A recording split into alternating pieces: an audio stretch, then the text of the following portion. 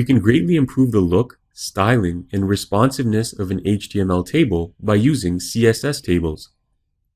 Here, we have an example of a CSS table with some basic formatting. On the left, let's take a look at the way the code is structured for this table. I'm going to scroll down to the body tags and we'll take a look at the style sheet in a moment. Inside our body tag, we have our open and close table tags. Inside the table tags, we also have the TR tags that represent the table rows, the TH tags for the table headings, and the TD tags for the table columns.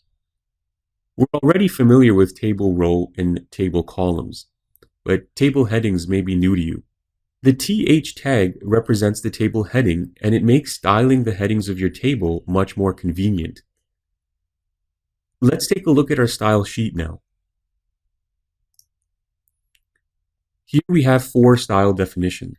The first will apply a 1 pixel border to the table column, and the table headings. The text alignment is also set to left.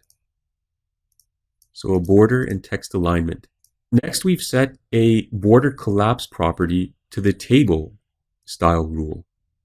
This collapses the table borders into a single border. It just makes it look a lot neater. I'll take this out just to show you what it looks like without it. So you can see that we now have the double border look going on. I'll add that back in. The next rule adds 15 pixel padding around our table headers and table columns. So you can see there's a fair bit of spacing around the text inside each cell. Lastly, we've added a hover effect to our table rows using the TR hover rule.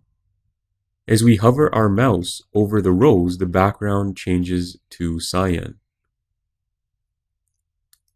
And so as you can see, there's a lot more you can do with CSS tables versus regular HTML tables.